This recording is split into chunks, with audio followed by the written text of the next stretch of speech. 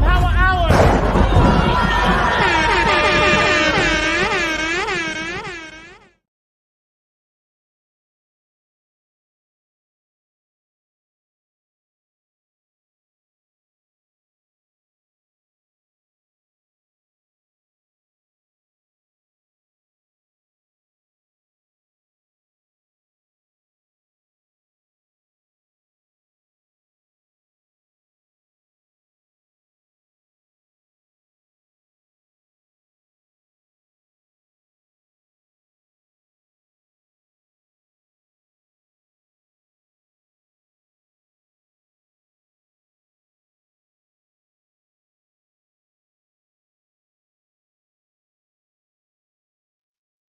Welcome. Good evening, all. It's your boy, markN, mufcfan, and I'm back again, guys. You know how it is. You know how we do.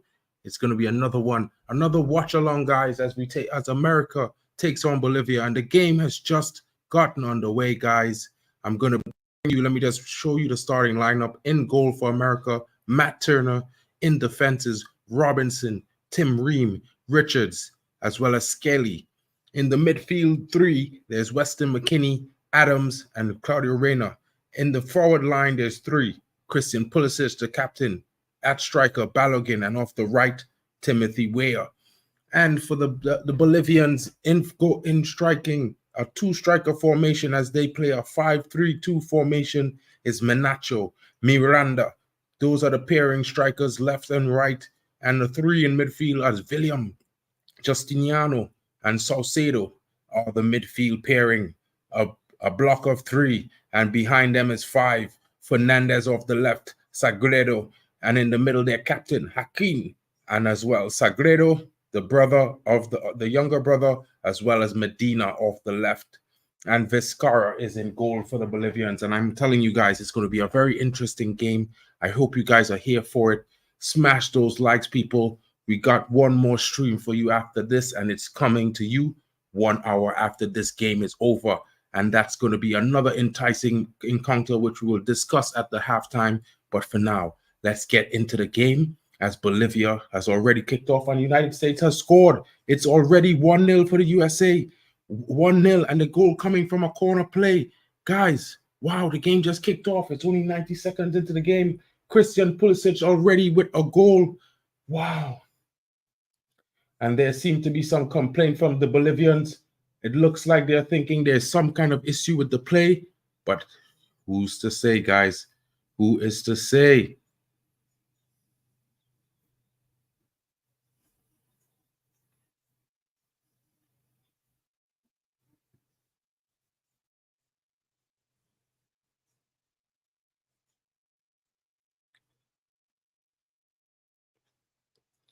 Big up to you, Alien Tenno. What's good, bro? Covering the Copa America. You know how it is. Interesting times. Lots of football to be played. Wow. What a screamer from Christian Pulisic. Wow. The keeper had no chance at all. What a goal by the American skipper. Big up to you, GB. What's good? And yes, that's one for you, USA. It's one for the USA. What a great strike. I have to say that was a very, very good strike. Whew. Scorcher. I think it's the best goal I've seen so far in all the Copa America matches I've seen. And for me, guys, you definitely know it's a shock that I'm the one that's saying that. Big up to you guys. Thanks for joining me. I know it's late for some of you, Alien Tenno like me. We're in Europe, so it's quite late tonight. But for GB, it's around the right time. Well saved there by Matt Turner as the Bolivians, move from a free kick straight into attack and goal. And now it's the US kicking back off. Yes, GB, it was definitely a rocket. A very, very well-placed shot, I have to say, screaming into the top corner.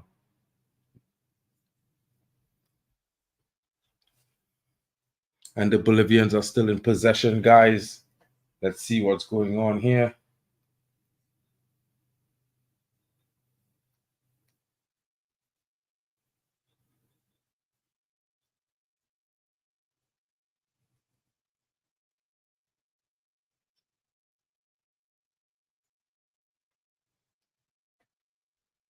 And the Americans are back on the attack, but the ball was given away. Now back in possession with the Bolivians. Well won in midfield there. Very enticing. Oh, big up 605. Jesus. Yeah, Tenno. It's his son, to be fair. It's George Weah's son who's playing for America at the moment, Timothy Weah. I mean, he has a good profile on him, that young Timothy Weah, you know what I mean? I just think he hasn't really improved over the last few seasons. You know, it's one thing for me. I thought when he first debuted, you know, I saw him playing in a club football, and I thought, you know, this guy might have something. But since playing for the American team, I've yet to see him improve. He's been a good player, standard contribution. But you know, I thought he would have been the one to have that real extensive X factor about him. But you know, it's I don't know. Maybe he will improve. Maybe he needs a move to a bigger club somewhere outside of the, you know, the league he's currently playing in. But hopefully, we'll see how it goes. Big up, Metal Football TV. What's good, my bro? Oh, I forgot to drop the link in the chat for anyone who wants to come in. Let me drop the link. Let me drop the link. There you go, guys. If you want to get in, the link is there. You can come in and, you know, have your say. If you're watching the game as well, that would be awesome. So we can have a discussion on what your thoughts are as well. That would be very interesting. I think the Bolivians, you know, they are still pressing high. Their heads are held. You know, they're still going to give that. I think they're giving their best. And I'm looking forward to seeing what they do, you know. If they could come and turn this around, who knows? Maybe they get an equalizer in the next coming half.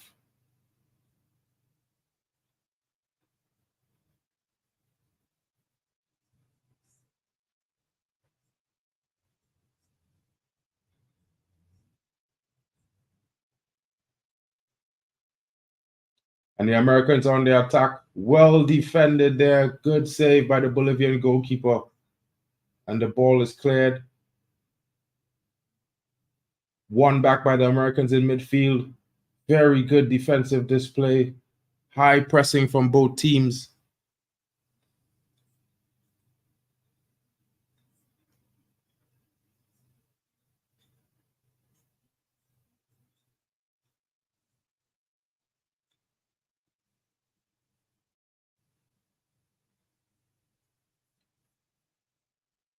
Big up to Chris, Metal Football TV. Welcome to the stream, bro. What's going on? How are you doing? What's going on, man? How you doing?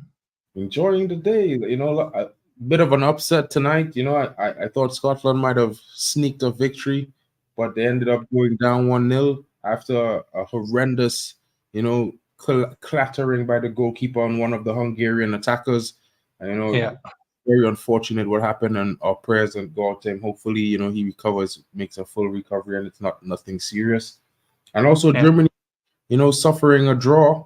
I felt like, you know, it was a good game. I think, you know, the Swiss came out very strong and confident. They played really well. You know, great pressing from them, great defensive display as well. I thought that the Germans did have a good goal in the first half, but you know, it was ruled out for a foul, and then they eventually equalized late in the game. I found that the player from Switzerland that impressed me the most was Ndoye, the young second striker that they deployed today. Wow, what a player! Very quick, good on the ball, good finishing attributes. He had a few chances, was a whisker away from a second goal. It was interesting. I liked it. Didn't expect USA to score a screamer though, but I thought they would have scored a few goals, but that screamer was amazing. I didn't see it. I was just doing the rounds, doing some stuff on the channel, and I just saw you were on. I thought, hey, I'm gonna say hello to my brother, man. So I was doing a collab with another Spurs channel, and we were just taking the what was it, the matches in just as they were coming, you know, and weren't watching really anyone in particular, just chatting about football really, and as things happened, we were just commenting. So So yeah, but I can see that. Well, I've just hit the 10-minute mark on the USA Bolivia match, and yeah, 1-0. So I don't even know who scored. I don't know what's going on.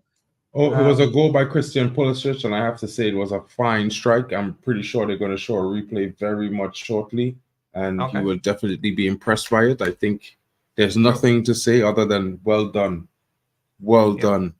You know what I mean? Yeah, just seen the score. Pulisic, he scored in the 3rd minute, according to the information on the screen. So I felt like was in the 96th second of the game, but you know, it came from a corner, a pass that he received short, ran up just to the edge of the box on the left-hand side, and just let it rip, man. And it was like straight to the back of the net. The keeper had no chance. He got a glove to it slightly, but the power on the shot was too much. You know, couldn't deflect it away. It could only go past him in the back of the net. America has another corner. Let me just see who's playing there. So yeah, Turner, I imagine, there from Arsenal. I think is it Arsenal still? I can't remember where he is. Scotty Richards, Reed, Robinson, Rayner, Adams, and McKennie, Weyer, Balogun, and Pulisic. I mean, USA haven't got a bad team on paper. You know, they got experienced players. Yeah, it's a very nice team the USA have. When I look at that front line, you know, like I'm a fan of Weir. I think he's a very good player. In my opinion, he's their best attacker. But you know, Pulisic is the captain, and you know he played at Chelsea, so you know he has a certain level. He plays for AC Milan now, so I give him that respect. And you know, Balogun, I have not seen too much of Balogun. I've seen him against Trinidad and Tobago, and he was totally ineffective in the game. He was unable to create anything for the team, and I think that. You know, I mean, I'm not trying to say Trinidad is amazing, so that's what I'm saying. You know, I'm not too sure about that guy, but if he's starting up front, he definitely has better games in him, you know, than what I've seen. So can't really give too much of a judgment on him. No, listen, from what I've seen and going on stats alone, last season, 29 outings for Monaco, and 7 goals, 5 assists, but the year before, the 22-23 season, he played for Reims, and 37 games, 21 goals. So you know, that's where he probably made his mark, and you know, I mean, it's just I think it's the lack of consistency that he's got in you know, in the league in professional football. But then if you go to his Arsenal, let me just turn this around, see if I can get more information. Arsenal under 23s. I mean, he scored like 25 in 15, 10 in 15, 14 in 11. I mean, he's got quite consistent in his under 23 stint at Arsenal, but then it's when he's turned professional, is, you know, it seems like it's quite lacking. So so yeah, I mean, you know, between Weyer and Pulisic, I think that those are the two main men that you're gonna take into consideration in the attacking department for United States. Definitely. Yeah, and with the stats you just called, I might be tipped to say that he's a bit prolific, if not for some bad form or maybe some bad translation in the last in the last season, because those are some prolific numbers there, bro. It's really good. I didn't know he had those numbers put up. Maybe he's just, you know, in a phase of development at the moment. You know, so he's still very young. I think he's what I saw is he's 22 years old still. You know, one of the players is down. Poor challenge from the American there in the midfield. Gets up. Yeah, he's going to be 23 years old in a couple of weeks. In a week. So he's still got a lot. He's still got a high ceiling. It's just that consistency. Hopefully he can get it. So, you know. Hopefully. They'll win the World Cup. They'll win the World Cup in 2 years. So, well, I don't know. But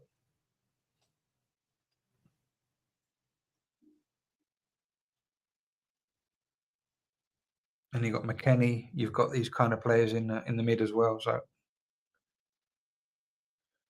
Doesn't the Uruguay match starts in 3 hours, GB? You know, so yeah, we're gonna be here for that. You know, we have it's set for us. We're gonna cover that game as well, but it starts in 3 hours, bro. I'm not going to be here for that. Yeah, well, I'm off tomorrow, so I'm up. All right. I'm up watching football tonight, bro. I'll sleep during the day. What did Bon Jovi say? Sleep when I'm dead. You know how it goes. But I won't say that. At the same time, I do Nah. like to get some sleep sometimes. Yeah, definitely. It's No, bank that's no holiday in worries, some. GB. You know, Oh, so right. you come back later on, and we'll be doing the Uruguay game. Well defended there, clearance by Segredo. Weston McKinney driving into the box just now there, running out of field.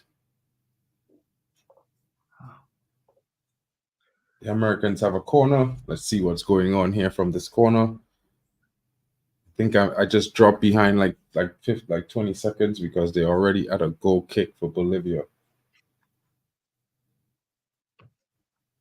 Yeah.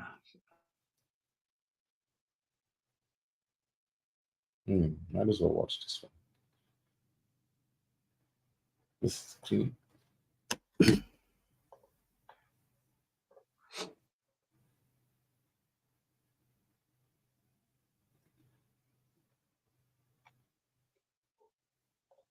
That stadium's going wild for a corner kick. Yeah, it is. I mean, the Americans at home, you know, so they're like that. They're like currently like the German squad, you know. They have the full support. Big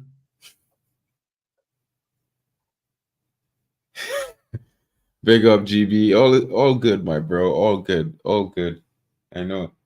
Wouldn't it be like 9 p.m. At your time then? Because right now it should be like 6 p.m., right? Kings of Football shit. Balogun just need time last season. He was his first season as a senior starter for the whole season. He has played so many managers. He just needs a stable environment to kick on. The talent is there. I'll take your word for that Kings of Football show, bro. You know what I mean?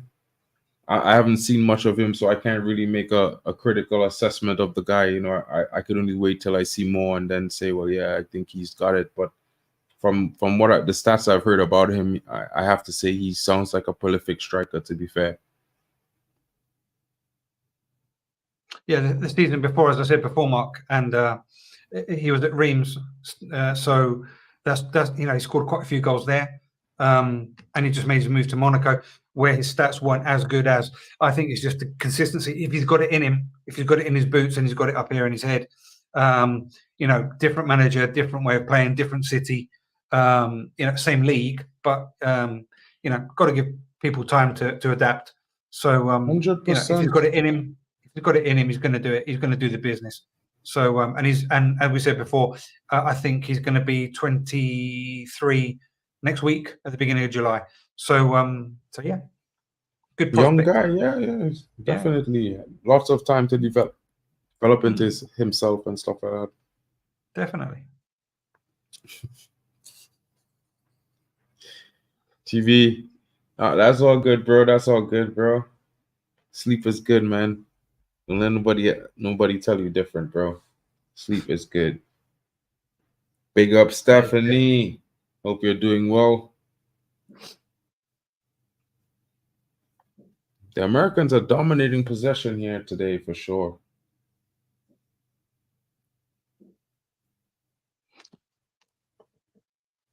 To be honest, I haven't got a clue who plays for Bolivia anymore. Me either, but what I do know is that, you know, this group of youngsters that they have playing right now, they you know, they have some experience in the squad, and some of them are making their debuts or making their transition into European football at this moment. So right, this may not be their best at the moment, but they're definitely on a resurgence. Sure. Fair enough, Kings of Football. Fair enough, bro. Watched him since he was 17. The boy is special. USA Yeah. got a gem in him. Yeah. Hopefully they could Yeah. develop them. You know what I mean? If it's one thing I would have to say from being a member of the CONCACAF, fraternity, is that USA never really develops these amazing gems that they get. If you want to take examples of, like the likes of Freddie Adu, in my generation, it would have been I keep forgetting his name. He injured one of my teammates when when we were younger, and he still went on to play for Bayern Munich. And he didn't really last too long there. That's Landon Donovan. So you know what I mean? I think he was pretty talented. I played against him quite a few times, but I feel like there's something missing from the American contingent in terms of that identity. What's their real identity? You know what I mean? I know they have good basics of football. They have, good tactics and good players. They have a general high level of fitness and ability control. You know what I mean? And the basics, but that the X factor. I feel like they're missing players who has that guaranteed X factor that could change games for them. I mean, Christian Pulisic comes to mind. He's probably the closest thing to that. But still, I would say for the size of the nation, their talent pool needs a little bit more developing. Maybe they need to, check back some of the systems that they have in place and try and improve or make some changes. I think it would definitely do them some good. They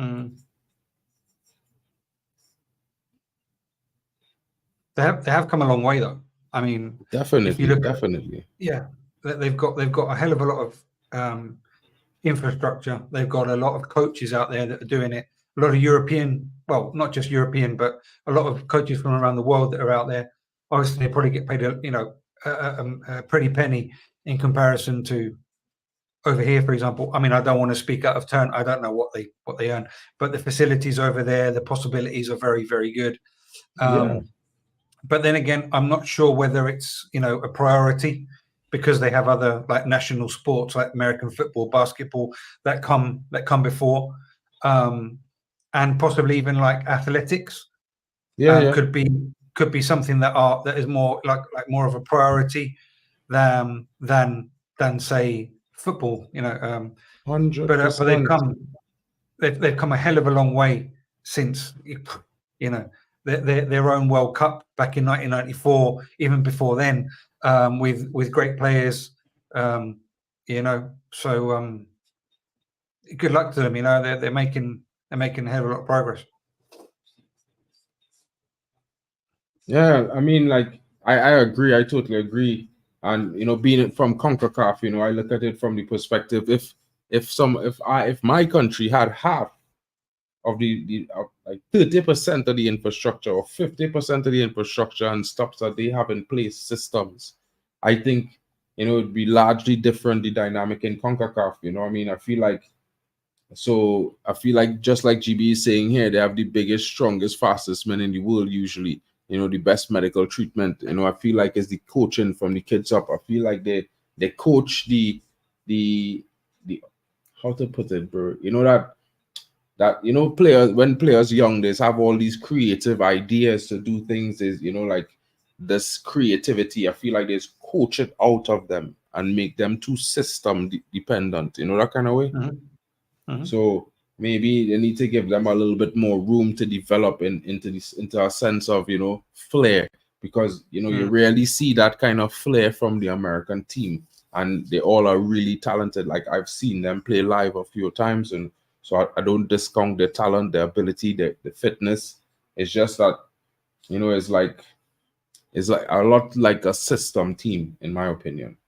But then, for example, if we go back to my previous comment that it's not a priority sport, you'd be, for example, all the kids on the street or on the courts, because in films or whatever, you see people playing basketball more than anything else, because it's accessible. You wouldn't be playing American football on the street, for example. You'd be playing throw ball, or I don't know, something like that, because it's easy to do. But you'd be playing b-ball on the courts and this, that, and the other, and by the beach, etc. And they'd be trying to emulate like Michael Jordan, like like all these kind of legendary players. Whilst if football isn't third, fourth, fifth priority as a sport, then the young kids wouldn't actually look up to anybody. Do you know what I mean? It's like everybody wants to be Jordan, everyone wants to be LeBron, everybody wants to be Scottie Pippen, everybody wants to be, Kobe, everyone wants to be. But in football, who wants to be Balogun? Who wants to be Alexi Papa? Who wants to be, Michael Bradley? Who wants to be Pulisic? Maybe a few do, because do you know what I mean? So there's more influence to be, and there's more people to look up to and to emulate from from baseball, from basketball, from the top sports than there is from the soccer team. It's a bit sad, but it's a reality, because True. we don't play baseball here in Spain. I mean, we do, but it's not the biggest sport. 5,000 sport. You know what I mean? Same thing. The same thing in the Caribbean. Like football is the number one, then cricket, then basketball, and then anything else after that. I mean, even rugby is a bit more popular than basketball in the Caribbean. So I mean, it is what it is. But what I can say is that the dynamic of that might change in the next 2 years, because they're going to be hosting the World Cup, the first of its kind, the 48-team expansion, a tri-nation tournament.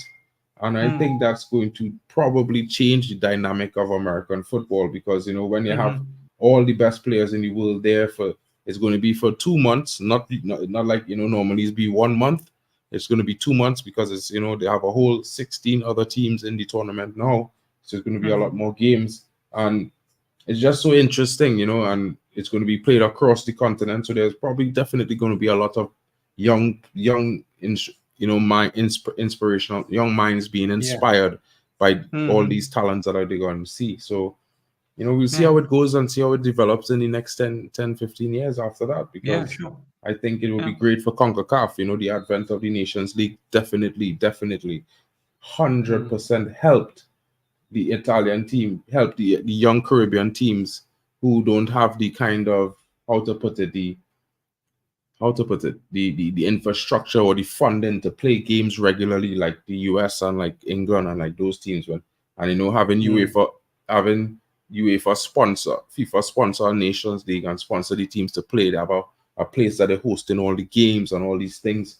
It gives them that game time, that ability to play more games, play against each other more regularly. And it definitely is improving the football, all around the Caribbean.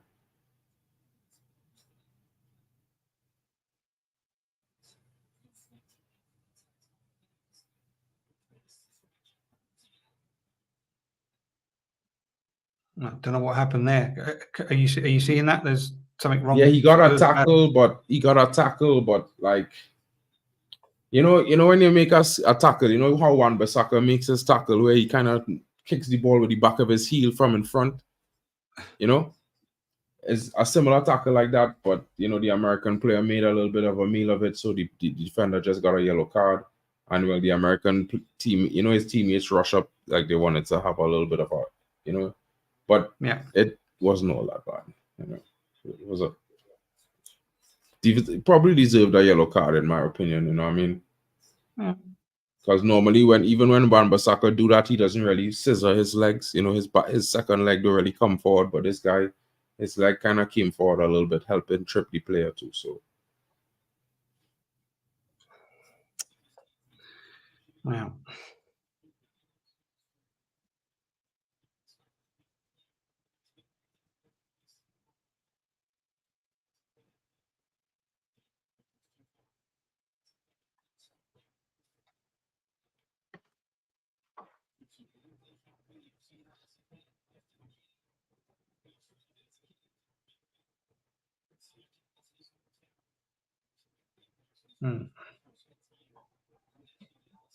Where are they playing?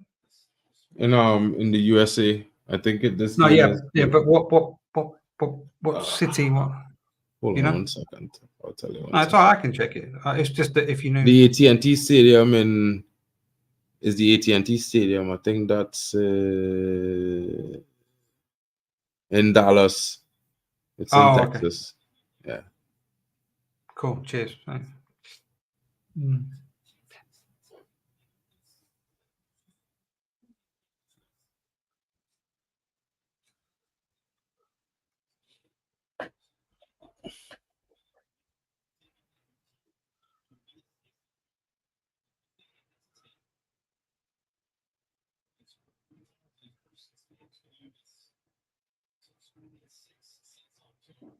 Has Brazil played yet? No. This is the third game of the tournament. I think this is the third game of the tournament, to be fair. The opening night was Argentina versus Canada. Canada, yeah. Or this is the fourth game last night. Yesterday I had two games. You know, yesterday, but there was the two games yesterday. You know, Venezuela. Venezuela played Panama. Panama won, and in the first game, I think it was it Peru, Chile? Peru, Chile, and they came to a 0-0 draw.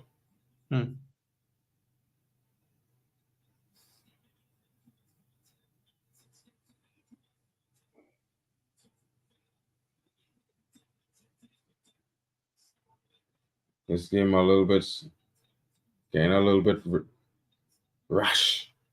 So many tackles and challenges flying in right now. It's starting to be a little bit hectic. Yeah, the ref needs to calm this game down a little bit. The Americans just get a little bit heated with the tackle that happened with that yellow card, and well, you know, they're playing against Bolivians, so you know, gonna be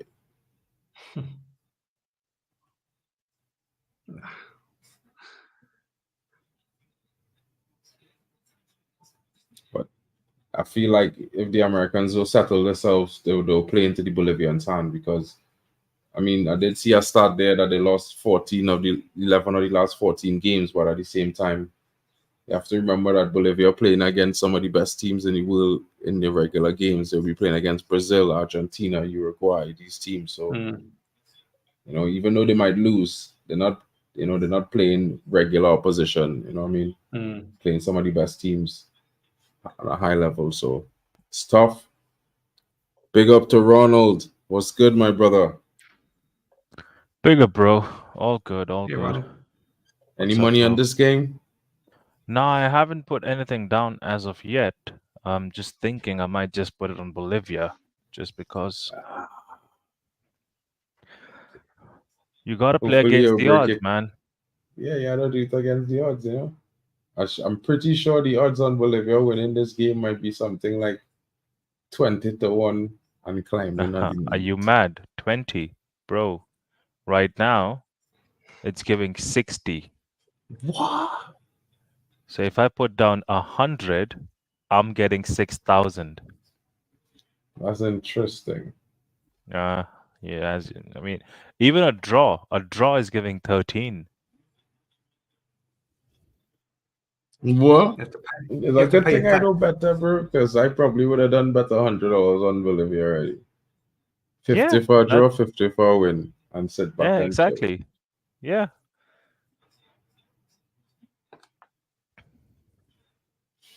The tournament's still young, man.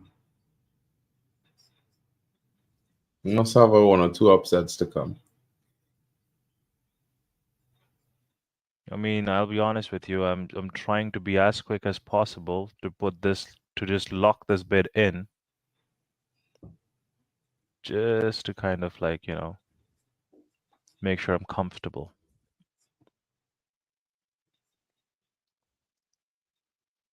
I know Bolivia has no players as such. I don't think they do.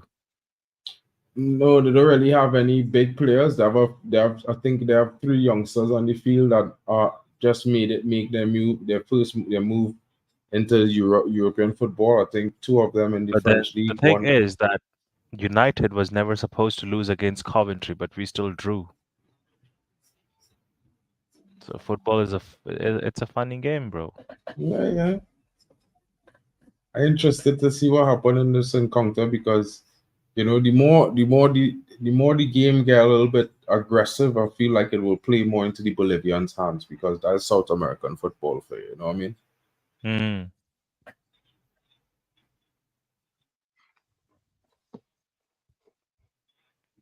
And they're not playing too bad, you know, they're pressing well, you know, they keep in possession well. You know, it's just, I feel like big moment, big stage. It's their first time in the Copa America in like what? I think it's in like two times in Copa America, and they missed it before. So yeah.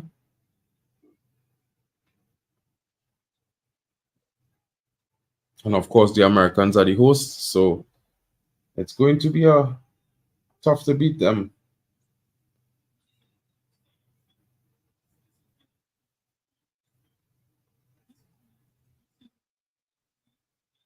Won't lie though, I kind of like the look of that fella Robinson. Ever since he was playing at Leeds.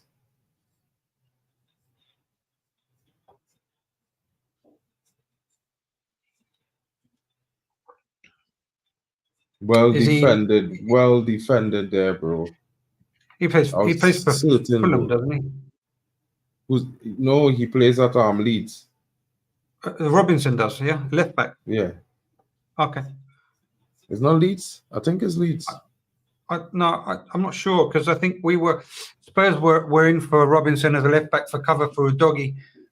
But I could be wrong. I'm not sure. I think No, it it was could be Fulham right, as well. bro. It's one of those teams in YT just play for. Yeah. Let me just check. Robinson. Yeah, it's Fulham. It's Fulham, Mark. Yeah. It's Fulham. Yeah. Yeah, he's not a bad player at all. You know, I kind of like the look of him. He's play well. About decent engine on him. Very good defensively. Physically fit. Physical. Good control. Yeah. Yeah, but decent passing range as well. Yeah, he seems to have a lot of consistency What as a well. He's been at ball. Fulham 4 Lucky. years. Unlucky. And he looks like his first pick at Fulham at left back. So yeah, a lot of games. Oh, I just heard. I was not going to ask about Serginho Dest, but just heard that he tore ACL. Serginho Dest was at PSV on loan. Oh no, at Milan as well. PSV from Barcelona, and he was meant to come back to Barcelona this season, but yeah, he got injured. Yeah, so that's going to be difficult for a sale or for anyone to buy him, because who wants an injured player? But they did the same. Man United did the same with Van Nistelrooy.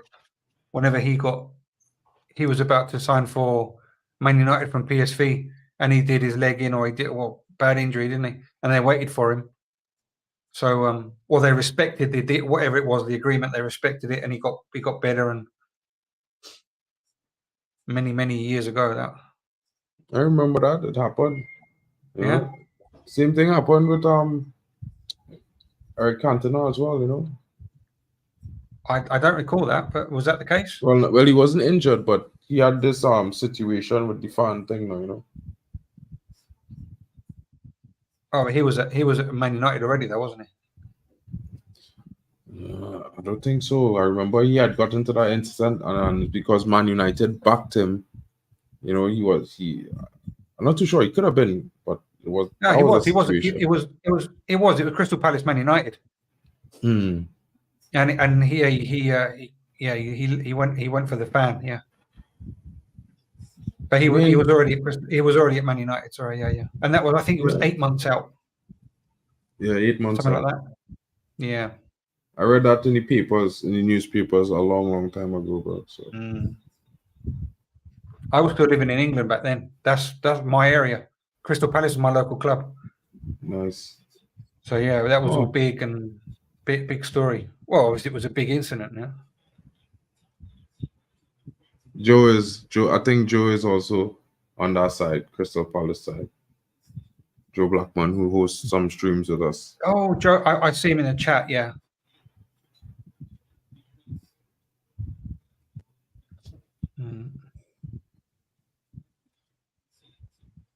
Not the same as it used to be down there. Jesus. Oh. Changed. Yep, some places. I was there in April. I was back home in April. I went from with my family over for a couple of weeks, and awful place to go now. Some of Unfortunate, those man. places, they're a lot different. You know what I mean? Like, Mm. I'm not amazingly familiar with. Not amazingly familiar with the UK, but I've been to a few places a few years ago, and I was living there for a year and a half, 2 years ago. So, and going around, it was like, whoa, this is a lot different from what I remember. Yeah.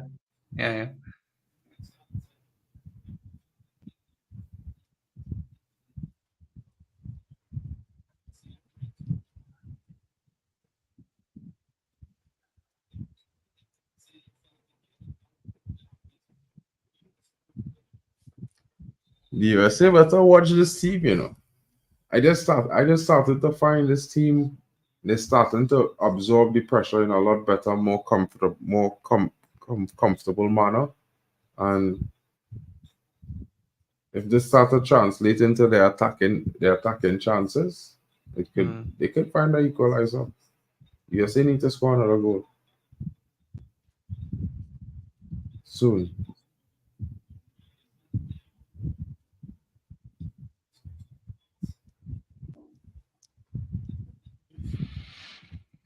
USA needs to do nothing. USA needs to hold 2 goals and let my people from Bolivia win, please. Your people. Yeah, well, I mean, I wouldn't mind seeing the Bolivia score and make the game interesting. So, Chris, I actually would I'm like not to see sure what if you were watching the previous stream, the Germany game. So what happened was Switzerland was beating Germany, right? And the odds were actually good. I kind of, I was hating on Germany whole game. In the last 20 minutes, I saw the odds change. I was like, let me see if Germany can win. I put a light bet in. Yeah, peak. Lost it. Well, yeah. Hmm. And the same happened with Scotland as well. Scotland, in fact, to be fair, I had put the bid in before the game even started. So I was like locked in for Scotland to win, but Hungary came out top. Bro, Scott McTominay threw away 2 big chances in the last 10 minutes, bro. Bro, Normally he would have buried that for Man United, bro. I'm telling you. US has scored the second goal. Oh man. Balogun on the gun. I'm telling you, bro, like they needed that, bro. Trust. What are you saying? Should I cancel my bet? No, leave it. You should have bet for a draw. I hope you bet for a draw. I did. Because you see that young fella they call me, what's his name? Menasso. He have a young man playing up front for Bolivia. Let me just double check his name here. Menacho. Oh, that's terrible by the goalkeeper, bro. You're ahead of me. Oh. Terrible by the goalkeeper that got that conceded. You know when you dive too soon? No, for really, dive too soon. Like he could have taken another step and dive. The ball is not a shot at pace. It kind of, I can't say trickle in, but it went into the goal. It went into the goal. It was more placement than power.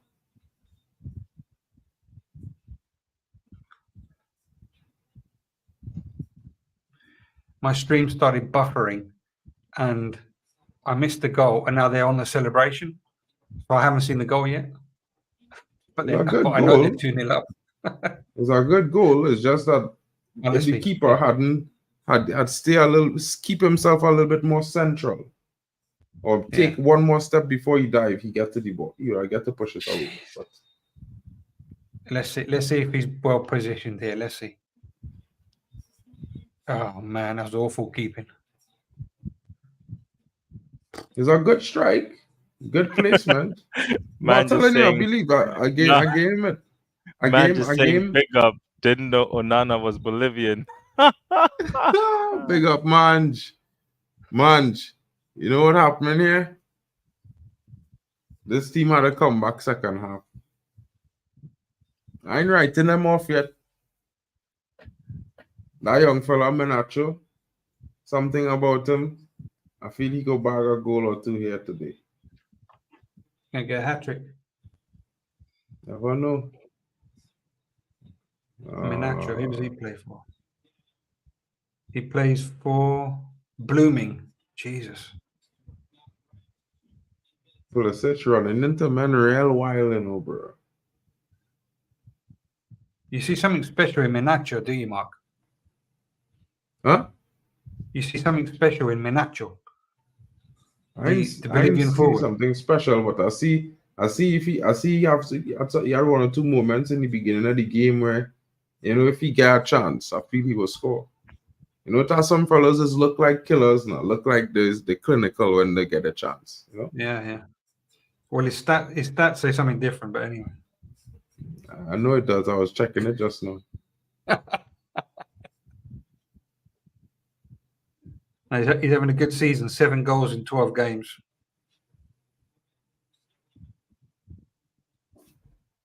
And his last match against Colombia, he got 4.8 out of 10. Yeah, he wasn't Because he too got good in sent off that in the game. 68th minute. Man jumped us to kick our ball, right? And the defender put his head to the ball and get kicked, and he gets sent off. Half time, guys. You know, that is weird stuff like that for me that make me feel uncomfortable about refereeing in games and football sometimes, you know? Like, what do you want the player to do? How is he supposed to know when, you know, that the player putting his head there? Like, you know, back then when coaches, you know, would give you the, you know, personal coaching, you know, you're playing for under 17 national team or something, you know, it's got extra coach to coach you daily about your decision making. I always used to tell you, bro, don't put your head where feet go. If you do and something happen, you're at your risk. But now, it's almost as though, you know, you're not supposed to, you know, make any contact with a player. Like, you're making a tackle, you're supposed to tackle the ball alone. And if the player was to get tripped in the process, then you foul him. These kind of things kind of weird for me, bro. But the Americans are dominant. You know, I can't not say that they had a dominant performance in this half, and I pretty much enjoy that first goal. I thought the first goal was amazing by Christian Pulisic, and hopefully the Bolivians could come back and show some fight in the second half. Hey, Luan, what's good? The Americans are up 2-0. Brilliant strike by Pulisic. Thought the Balogun goal was well placed, but Do you the keeper think should have do you saved think that. the US will score more goals? If the Bolivians could score a goal in the first 10 minutes of the restart, then the game might tilt. However, if they don't, then I I hear possibly you. will be inclined to say the Americans will score a third goal. But I have to see the next 10 minutes, though. I hear That you. goal kind of took a little bit of the stuffing out of the Bolivians there, because in the exchange right before that goal was conceded, they was having some decent opportunities going forward, and, you know, it's just possibly getting that last ball, making that last pass, and, you know, to create the chance, and they weren't doing that. So I was thinking, you know, if the game keep going like that, they will eventually find that last chance into the box and create an opportunity. What are your thoughts so far, Chris? I mean, yeah, I expected USA to be dominant. They got the better quality players. You know, they got more experienced players that they play, you know, in Europe, etc. And I'm not surprised by the dominance. I'm still yet to see the Pulisic goal, because I didn't see it on replay, didn't see it live. And the Balogun goal, yeah, it was good placement. Yeah, it wasn't bad. Expected to go far post. The keeper could have done a lot more. I think his positioning was incorrect for the goal, but then, you know, mistakes is what your rivals feed off on. And I think that I think the tonic of the game. I think it's not. There's not going to be much difference in the second half. But yeah, as you correctly say, Mark, if Bolivia can get a goal back in the first 10, 15 minutes, the first section of the second half, there could be something interesting going on. But I just think that the overall quality of the US team is far superior to actually worry to be worried by Bolivia, to be honest. But you never know. Ronald might actually get his money back, and Bolivia possibly could get 3 goals back from God knows how, but could happen. We never know. 100%. We never know. Ronald, what are you saying? Yeah. What are you Nah, saying bro. about this I'm game so far? actually not watching the game. I'm just watching the screen, basically what you're sharing. So that's what I'm Okay. watching. That's what I'm going through. So, can't say anything about the comments on the game, as in, in what favor I am or I'm not.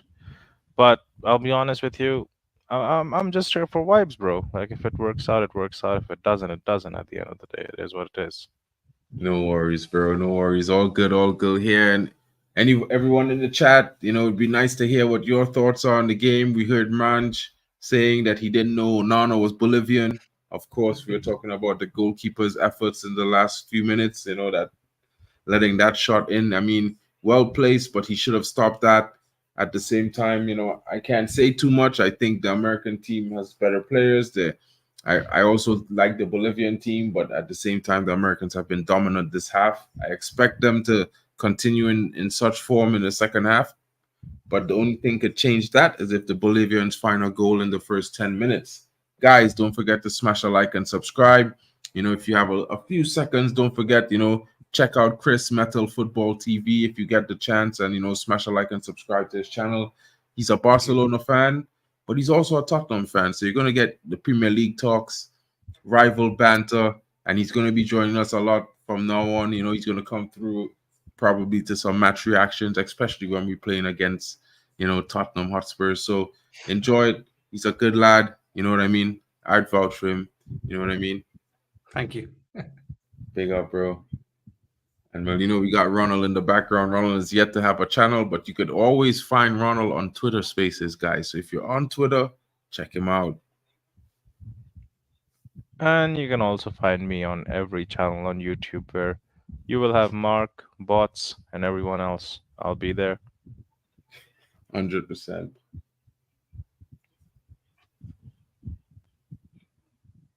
Oh, wait. You see what I see in there? Prince William rests on the Copa Trophy. That's Prince William. No, I turned the thing off myself to be able to interact with the with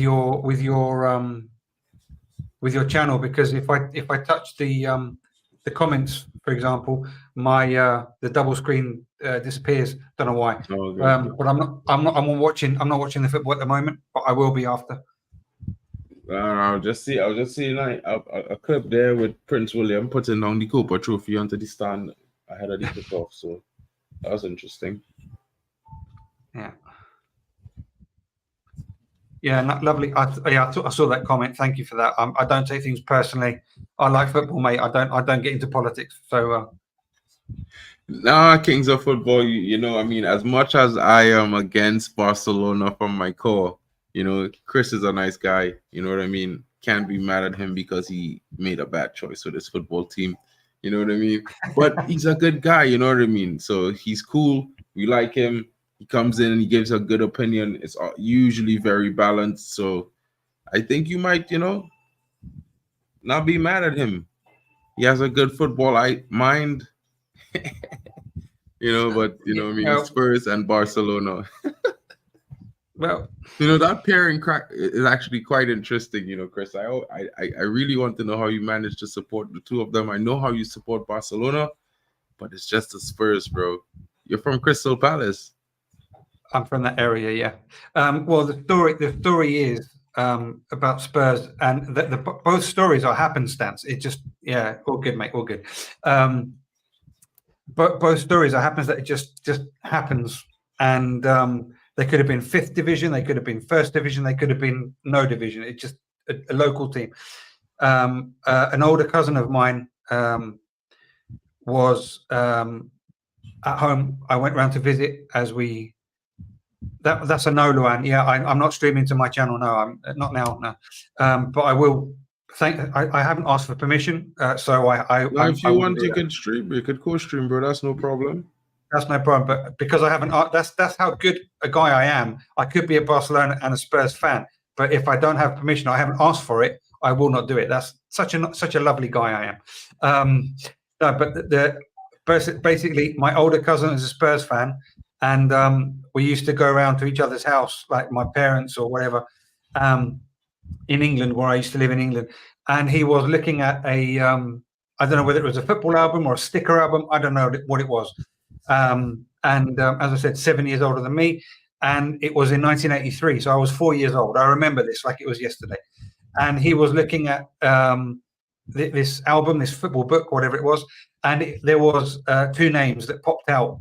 And because my late mother was Spanish, the names popped out, and they were Osvaldo Ardiles and Ricky Villa. And I'm like, what are you looking at, mate? What what is it? Oh, this is Spurs team, and these are the 2 Argentinian players that play for Spurs. And I'm like, oh, well, blah blah blah. They're really good. They just won the cup. I'm going to support them then. And I just started supporting Spurs without knowing anything about them, and I've been loyal to my word ever since. And that's it. That's basically why I'm a Spurs fan. It just doesn't make any other. There's nothing strange about it. It's just that's why I'm a Spurs fan. Loyalty to my word. That's all it is. And then in Barcelona, I live in northwest Spain. My mother was from northwest Spain. My local club is Deportivo La Coruña. But my mother's sister lives in Barcelona and has done for 50 years. And I went there one year when I was young, also when I was about 4 years old, and I loved the place where they lived in the city, and I liked the colours, I liked the blue and red, and I liked the basketball team. I liked everything about it, and I just started supporting Barcelona. I didn't know anything about them. It was just a happy coincidence. Whether we were a big team, a small team, it didn't make any difference to me. And I'm just loyal to my choice. That's all it was. Well, I'll be honest, you kept your gentleman's promise. So that's commendable and respectable. That's just loyalty to me. To me, loyalty is key to life. And to be honest. So absolutely. As I said before, we could have been 5th division. It didn't make a difference to me. It's just loyalty to what I thought was best. So there you go. 100%. Total respect there. It's kind of the same for me, But I have to say, Deportivo La Coruña, we're around the same generation, kind of. You had some really nice strikers back in the day, like Albert Luque and these guys. They were a big team, like, wow. That's in 2000. Yeah, they were a really good team. I used to watch a lot of La Liga around that time, and I happened to watch Deportivo most. You know what I mean? So it was really nice. But yeah, good story, bro. Like, I just grew up, bro, next to a foot. My dad was good friends with like 2 of the biggest sportsmen in my country, probably just because they went to the same school together, And it just so happened that one of them became a Manchester player, and it just happened. And I was always a fan of football and just Manchester, bro. Like, I've been watching Manchester since I was like 7. And pretty much that's almost like about 30 years now. So it's a lot of Manchester I've seen. You know what I mean?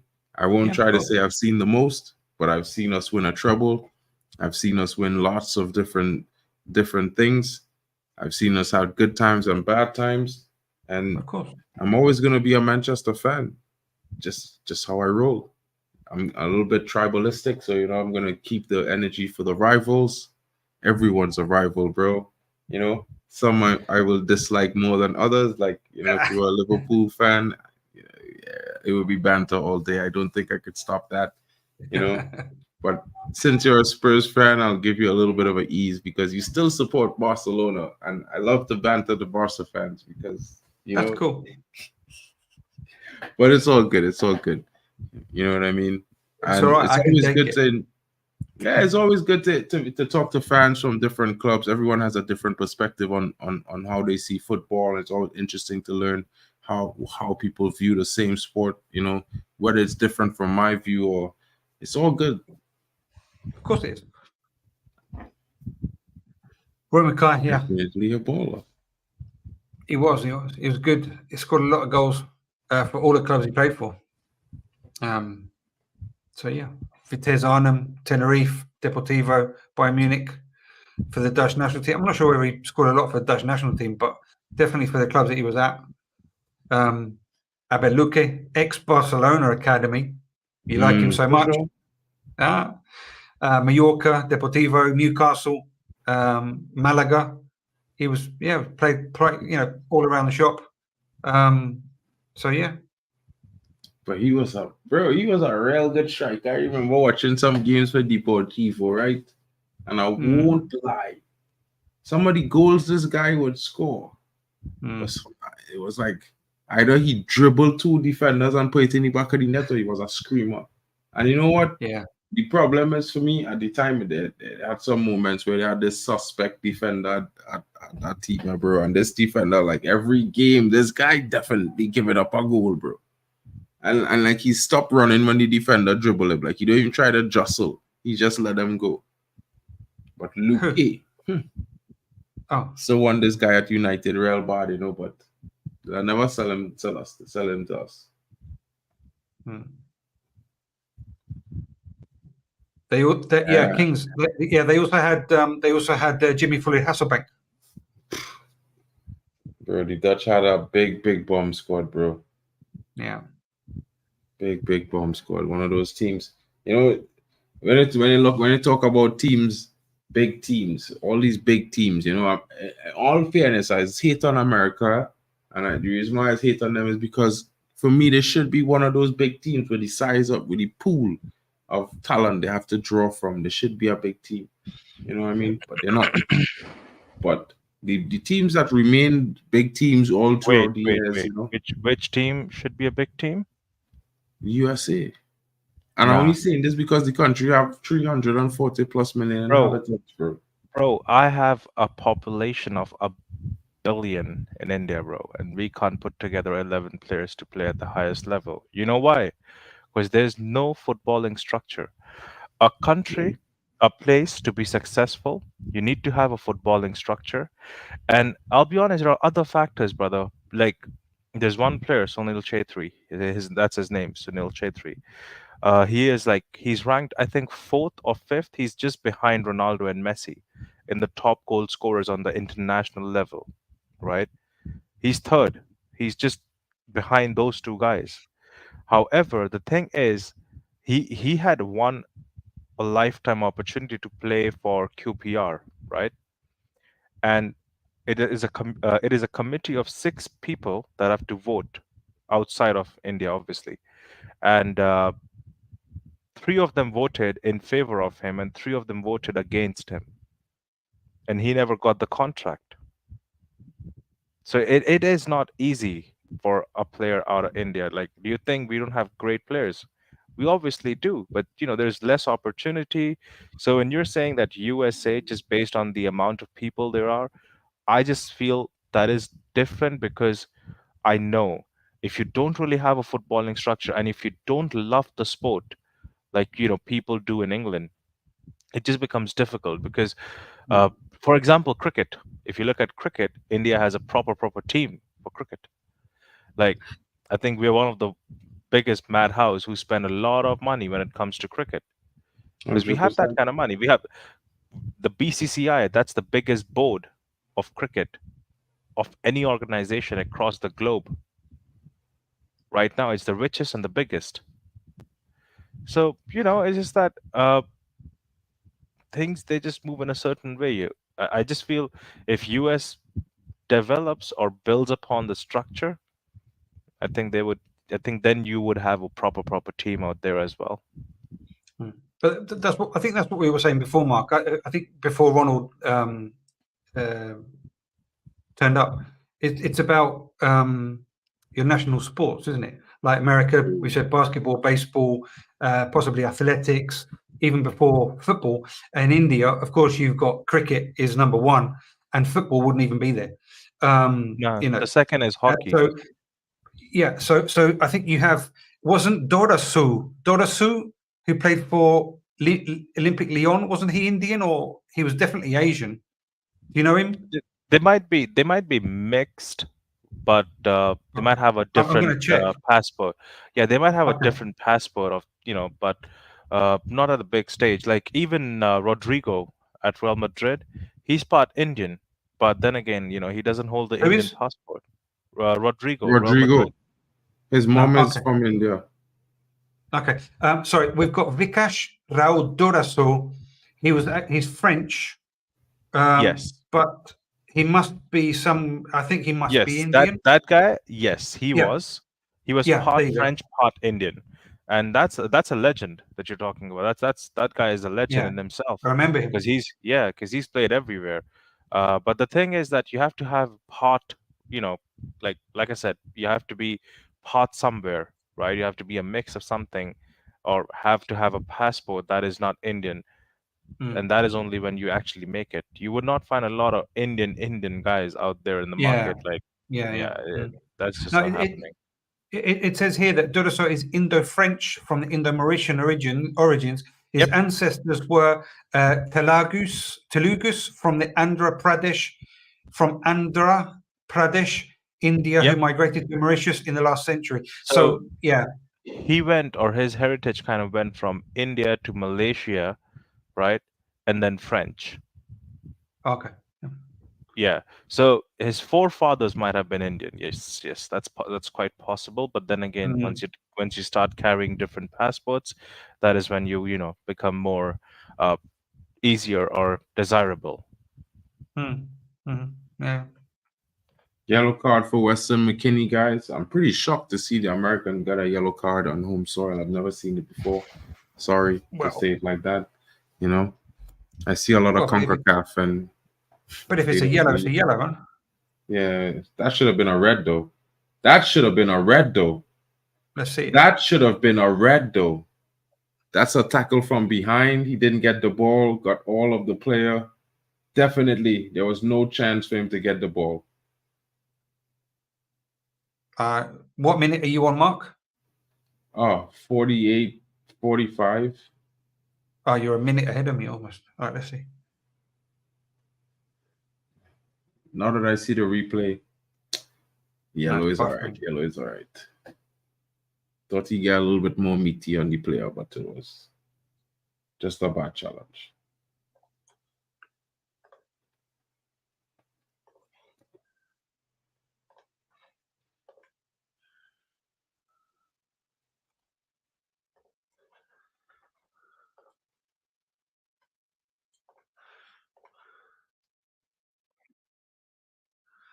Okay, let's see.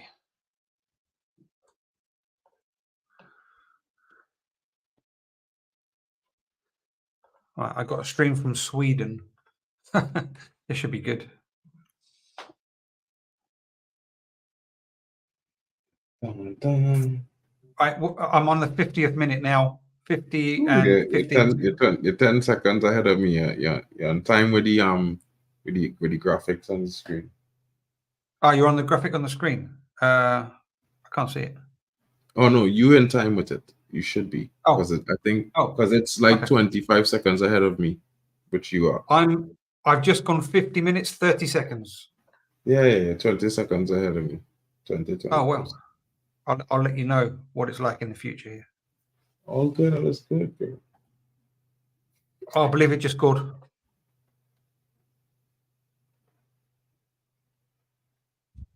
Nah, you're Seriously. messing about. Nah. I was like, nah, bro. I know that screen. I know that graphic on the screen working. If Bolivia score, I would see a goal there. Bro, if Bolivia scored, you'll hear me screaming, "Give me one more goal!" The Bolivian people, come on! Ain't happening though. No, they did shoot though. 100%. They did shoot. Yeah, they did Yeah, take a they did, shot. they It have was a a good shot. miss. Now, I'll be honest. This technology should be there in Prem, bro. Like we need this. This Oh, this it's gonna graphic be here in the display. Prem. Yeah, bro. This is beautiful. Welcome to the representation for the USA Omo, on the panel tonight. Big up to Professor Omo.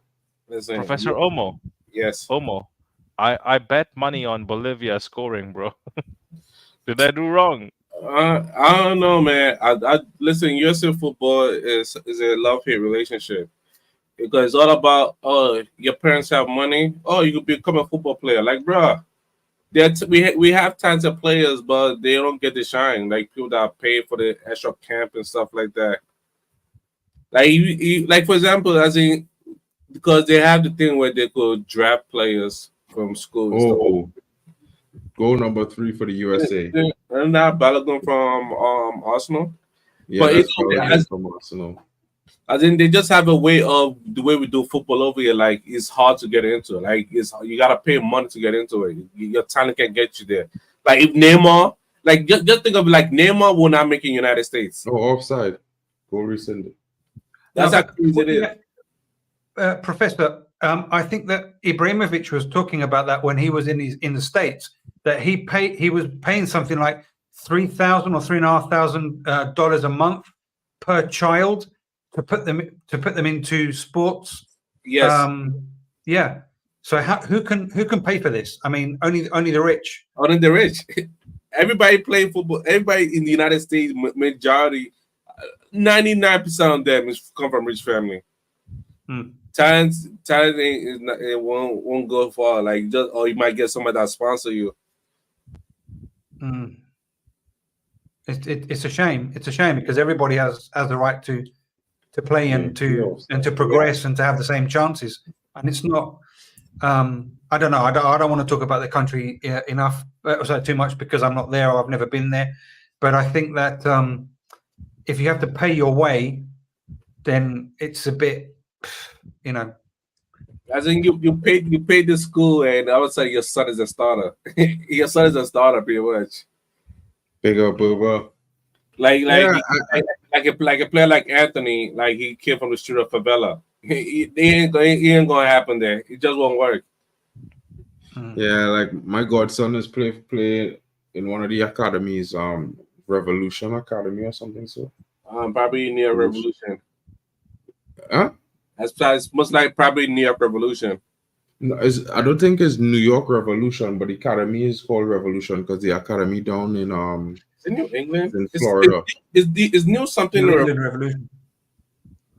Yeah, I mean, I know it's a New England Revolution, but the academy, I just think the academy name is the Revolution Academy. Oh, okay. But it's not in New England, it's in Florida, and my godson is played at the academy. He's like 12. Youth man, real bad. Trust. Real bad. Yeah, it's New England.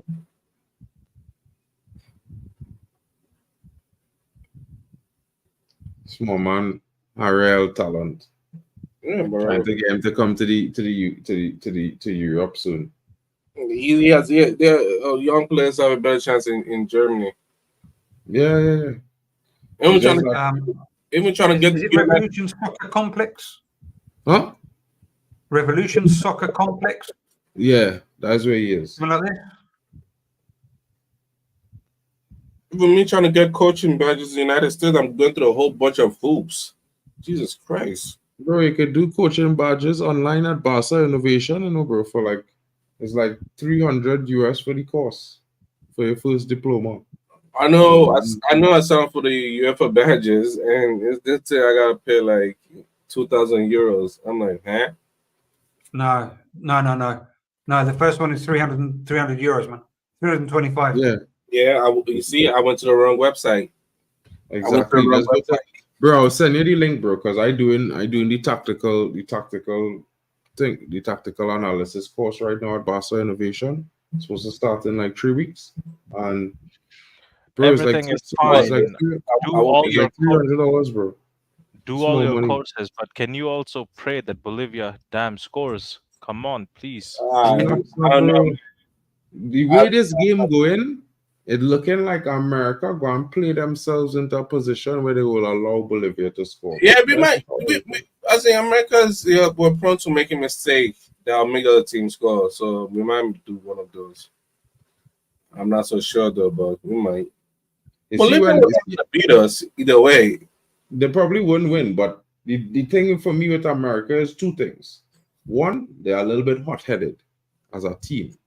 Two, when they start missing chances, they start to get hurried.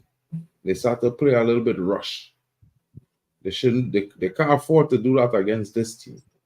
Whether or not they're good or not, Spanish teams from South America, bro, you don't let them feel you're nervous. We are a That's machine. when they will turn on the game. United States is a machine. It's just gonna run. It's gonna run. And it's gonna catch up.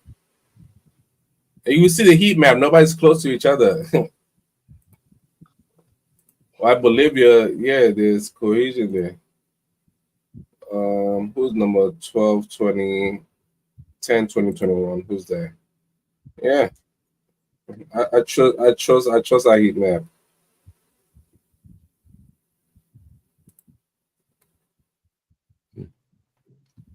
Real interesting game. That's I wouldn't lie though. That strike from Christian Pulisic.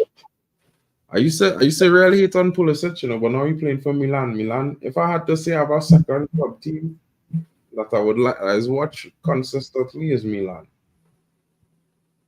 There's wear red, white, and black now, bro. I don't know if anybody noticed, but any team that's wear red, white, and black, I back them. So United, Trinidad, and well, only Italy is the only team I back that do So so wear you red, white. also so you also so you also back Bournemouth. Okay. 999. Bournemouth And in the me, Premier League, bro. You can't have two Premier League teams. The, the, and Mm. the Eintracht world don't work Frankfurt. so not big enough. Huh? Eintracht Frankfurt.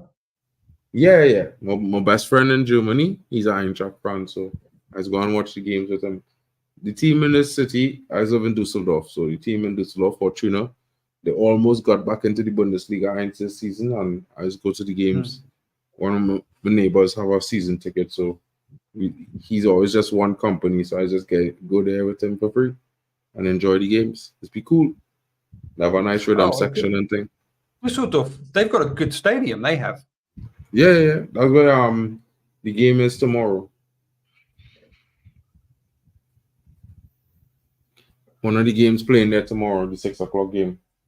Yeah. I don't know why I have a feeling that this team is going to collapse. They're gonna have a red card and everything's gonna go bad. Who's that? USA. Bolivia? USA. Probably. Bro, USA need to calm down. I tell it, man, them they're starting to get what? Don't miss this chance. Come now, bro. You let that man box you out there, bro. Sure.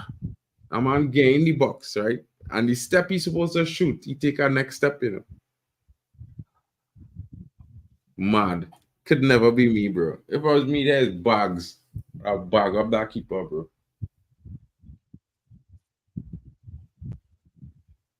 Right as the defender bump him, he could have put it first post, bro. He should have put that first post first time, bro. Well saved by the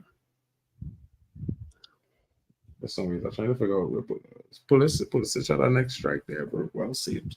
The keeper. This Bolivian keeper, he could dive, but not for low shots. Anything in the air, he bad.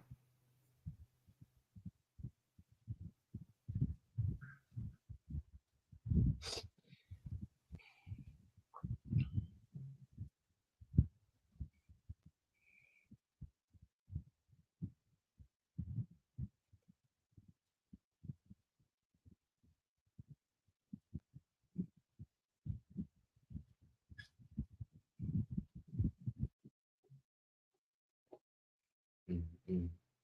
Weston McKinney had to watch himself in this game, you know. I feel there's what Runner was talking about. Weston McKinney might get a red card. Weston McKennie was linked to Spurs 2 days ago. Don't do I don't that, know. bro. I don't rate him. I don't like him. I don't rate him neither. We agree, boy. We agree. I don't rate him at all. I think you could do a lot better. No, I hope we do better. You know what? You know what I don't rate him for? It's the same reason I don't rate Shola Shorty. He have all the mechanics, fitness, physicality, but he don't use it. Flop. Like you can touch him, he on the ground rolling about. Bro, use Weston McKinney, bro. You look at your stocky frame. You're supposed to be like a tank in that midfield. You know, a bruiser. You're supposed to be flopping and think the small challenges, bro. You're supposed to be stepping over challenges and stepping through them. Especially as a midfielder, the position he playing. Well defended there.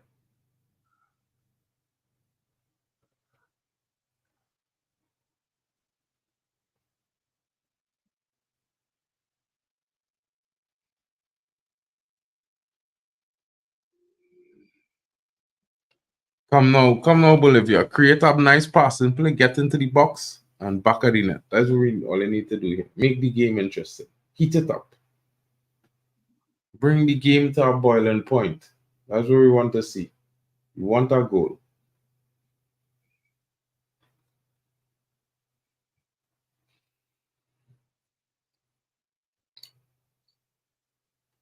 Wow, referee. You know, anyway, I'm gonna get into this referee. Yeah, I'm gonna calm down because I feel like this referee letting a little bit too much go sometimes. Sketchy defense, some sketchy defensive work there.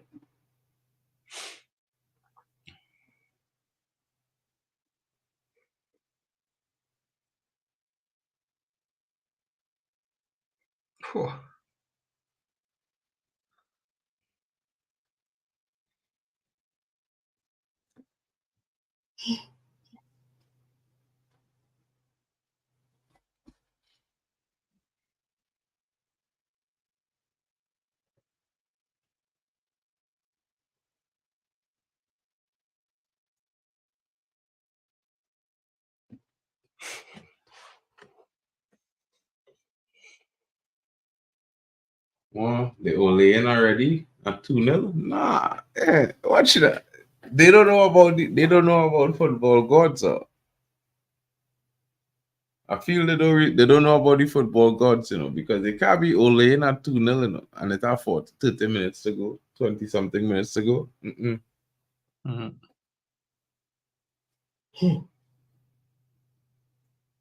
I don't see the US losing this match, but you know, I think that they should be doing a bit better than this.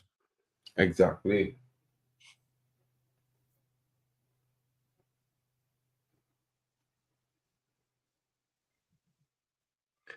But then I don't see them winning the Copa America anyway. So definitely not. When they come up against better quality, they're not going to be. Then the likes of Uruguay and Colombia and things. That is the teams that we will see. We will see what they're really made of. I don't know. Colombia haven't been following much because you know they since the World Cup. When was it? 2010 or maybe later, 2014. 2014 when James Rodriguez and all of these players, you know, Falcao and all of these players were making the scene. You know, they had a pretty good national. I don't know what they've got now. To be honest, they got Yerry Mina, played for Everton. You know, and all of these kind of players. Ospina, I'm sure they've still got in goal. Diaz. Yeah, Luis Diaz. Yeah, there you go. Pretty decent players, man. They have a nice Yeah. DM playing for them as well, bro. I forget his name, but he's very, very good. Very, very good. Well, who would that be? Hang on. Can't remember his name, but he's a youngster. Oh, okay, okay. He's like 18 or 19 or something like that. And he start for them. Okay. And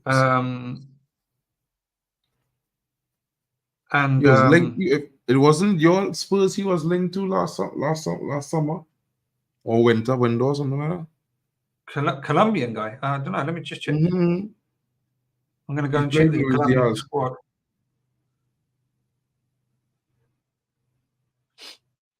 Right, let me just check.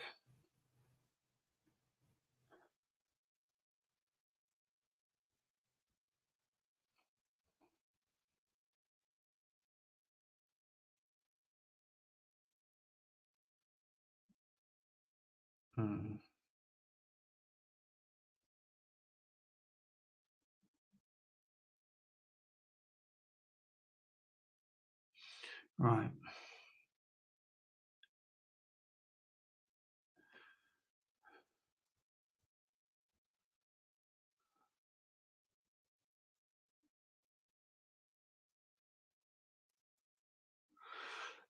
Midfielder, you say? A young guy.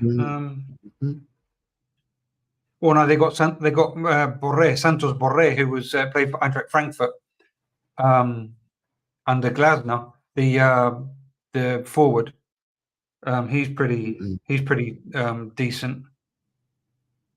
Sinisterra, who plays for Bournemouth, used to play for Feyenoord. He's you got John Duran, who plays for Villa. Luis Diaz, as you said before. And then you've got Santos Borré, who played for Eintracht Frankfurt. And then you've got like the youngest midfield they've got, at least on this. Let me just check, because I might not be looking at it. Let me just see. 23. Yasser Asprilla. Plays for Watford. 23, you say? No, 20. He's 20, sorry. 23 years old. 20 years old? I think that's the guy. Yeah. And then you've got another one, 23, is Kevin Castano. No. It's the guy who playing for Watford, I think. You think that's him? Yeah. Okay. I think it's him. And I wouldn't be surprised if he's, remember Tino Asprilla, who played for Newcastle and for Parma, and he might be that might be his son. Hang on. Just going to check. Wait, Jefferson Lerma? Jefferson Lerma. Plays for Palace, didn't he? Yeah. He's Colombian too. Let me just check. Jefferson Lerma played for Palace. Did he not play for another Premier League team as well? Bournemouth? No. Can't remember. But Fernando Quintero, even at 31, Quintero, who? He's still a piece of River Plate. Can't be playing at River Plate and stinking up the gaff. That's one thing. But look, they even have one Cuadrado as well. I mean, right back or right wing back or whatever. Yeah.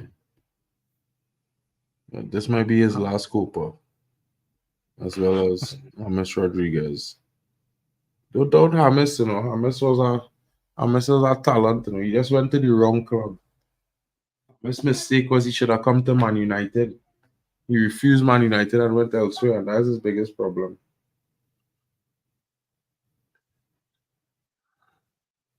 Wow. Good defending. Pepe Reina was in there, bro. Pepe Reina was in.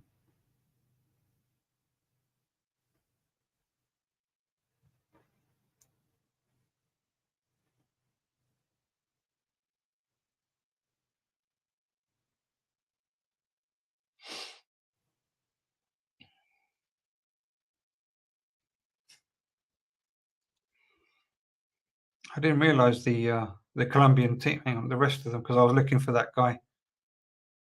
Hey, Michael. Oh, Yeah, it'll be pretty cool. You know, I mean, you'll see what John Duran have to offer. I think he going to Chelsea. If you Who? know, I see what he will have to offer. Who's that? Sorry. John Duran. Oh, the Villa forward. Okay. I think he going to Chelsea.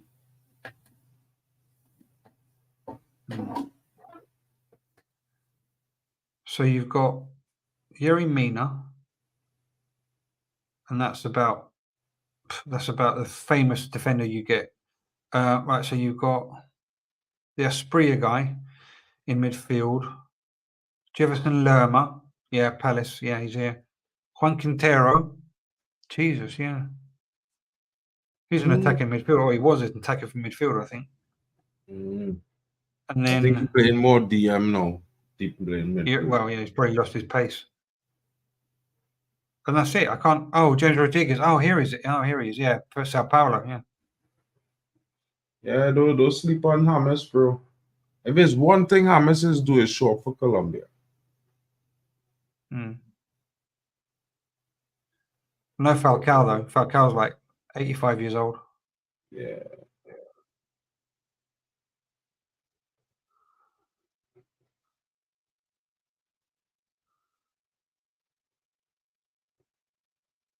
Yeah, Juan Quintero. Yeah, he played for Porto in Portugal. That's right. 2 years.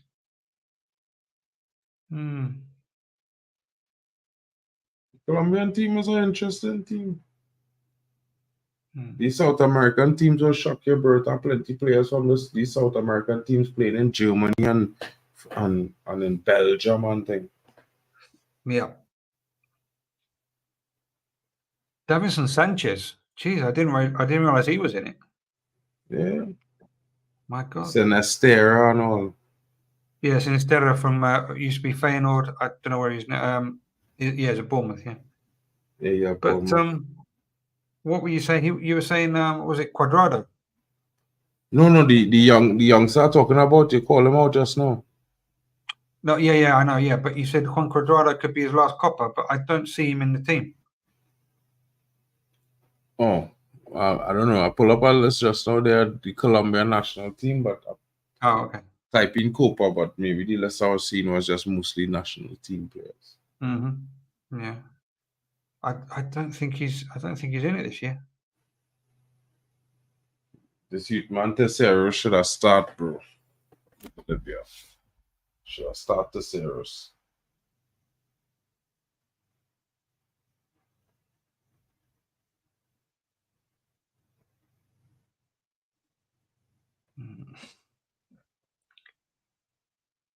Oh, I think Argentina are probably going to do it, aren't they? They've probably got the best.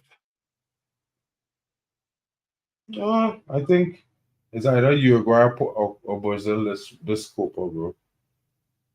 I watched Argentina play against Canada and they didn't look at all. Either that or they start slow. I would have to be the only defense. They had a really slow start. Yeah. Because they should have scored at least 5.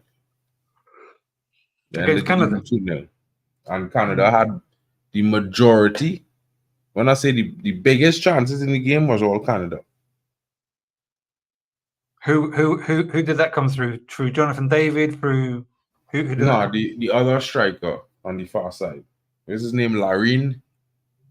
Yeah, Larine. Yeah. 1 or 2 chances fell to Jonathan David, but he didn't really capitalize.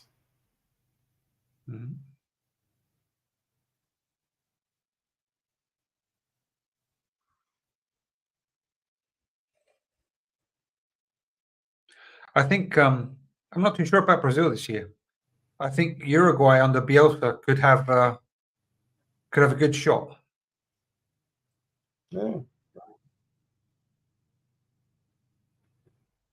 But then you never know. You can't count Brazil out, bro. No, I know you can't. But I just think that they've lost their identity. They've lost their essence. They're in a flux, bro. Brazil in a period of change. You know, they're changing a lot of different style of players coming in, you know. So it was always going to be a situation where Brazil was going to have some, you know, trouble here, trouble there. I think to say that they're not going to reaching the quarterfinal or the semi-final are tough, especially with the talent that they have on the other teams that they go and face. I think they're largely the only opposition they have is really just maybe Argentina, Uruguay. You know what I mean? Those Stretch three. it to USA. Well, yeah.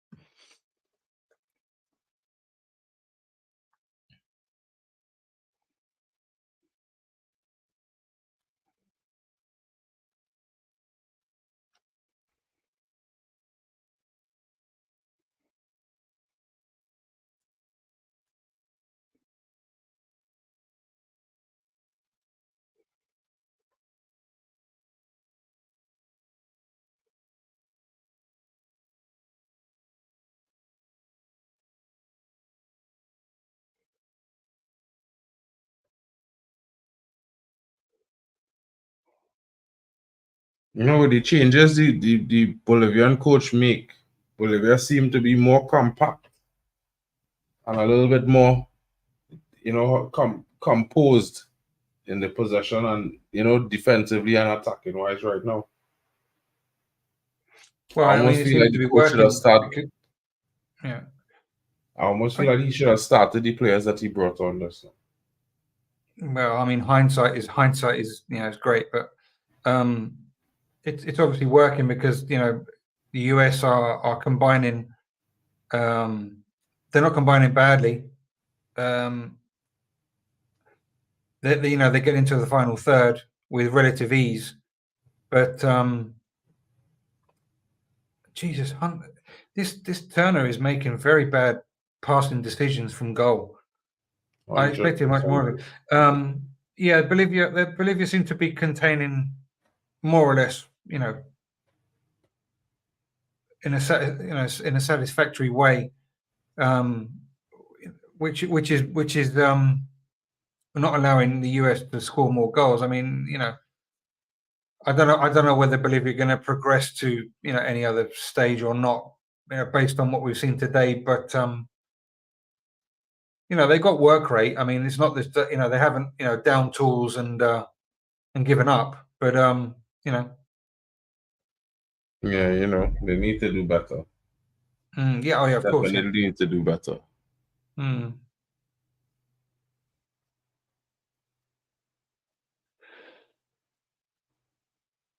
Having said that,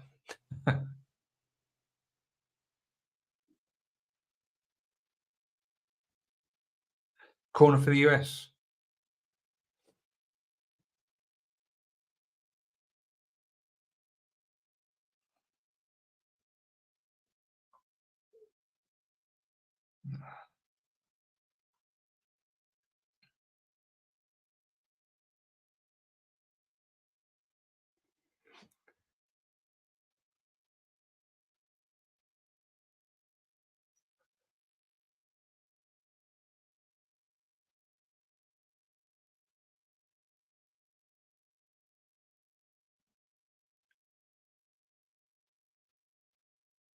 That'll change the way they're attacking going forward, bro. They can't be playing them long balls that they want to play against the USA. But they're playing straight into the USA hands with a long ball. Gotta keep the ball on the ground and keep it moving. One touch passing. I would rather do. But this Bolivian team playing a real English brand of football, bro.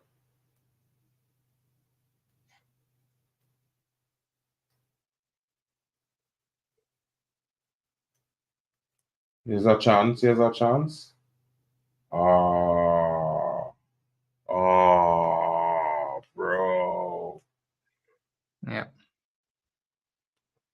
try to feed in the partner. He should have just take the shot on, bro.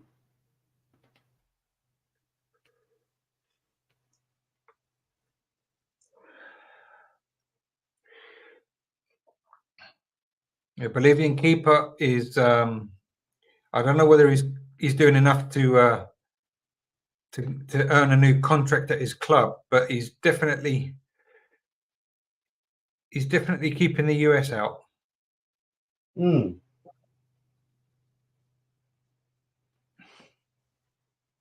He started to play well in the second half, I can tell you that.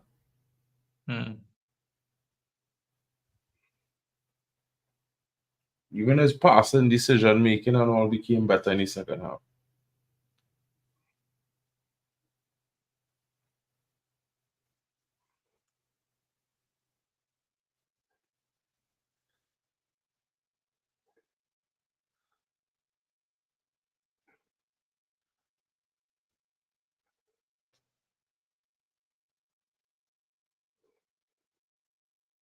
Oh, that's good news. The last comment, Mark, from Yali. Not sure if you read the news, but Varga is injured, is stable in the hospital. His urine is done. He needs an operation in the face, but he is stable. That's good news, bro. That's Thank good you for that, news. man. Thanks, bro. Wow, that was like, as much as I like, to see full-blooded football, you don't want to see players get injured, no matter even if there's a rival, you know what I mean? No. Yeah, that was a tough moment, bro. I didn't even see it. Because obviously I was doing the stream before, the live stream. And we were doing we were mainly watching the Germany match, but like in the background kind of thing. We weren't streaming it. It wasn't a watch along. It was just mainly commenting more on the Germany Switzerland match. And then someone commented about the injury. But I haven't even seen it yet, I'm going to check now. Varga injury. Oh, there you go. First one up. Oh, gee. Oh, okay.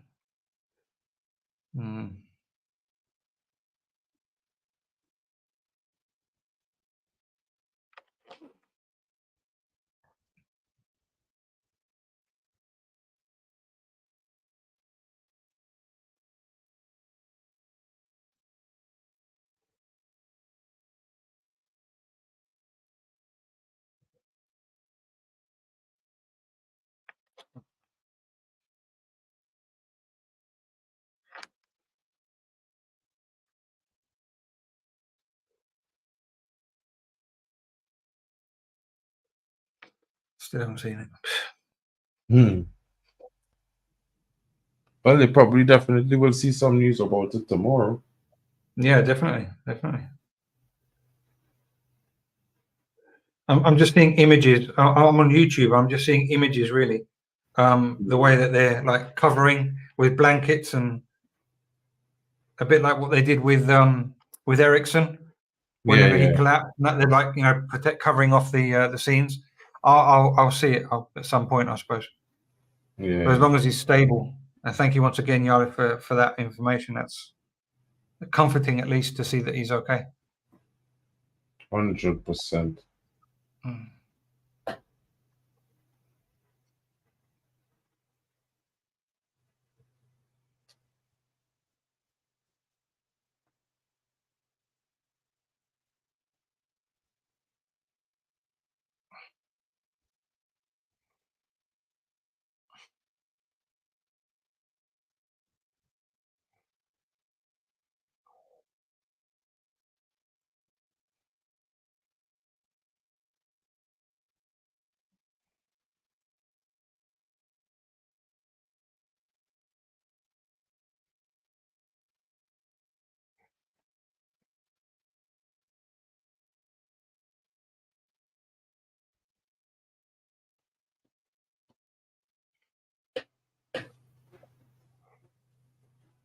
This fella Aronson is now a bad player as well, Plays for Leeds, I think, or I don't know whether he's on loan or something, but yeah, Aronson.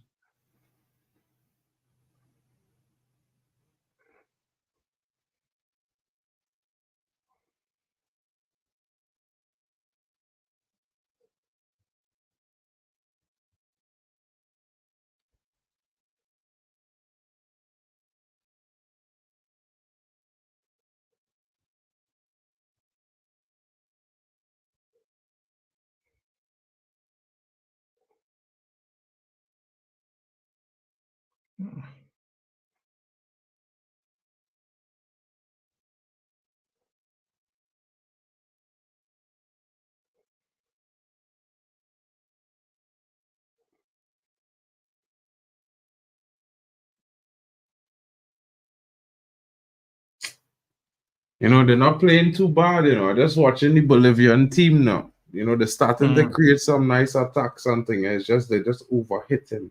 You know? Good choices, good decisions. And it's the young players that they just bring on because the number 10, the number 7, and another one of the players that they just come on is youngsters.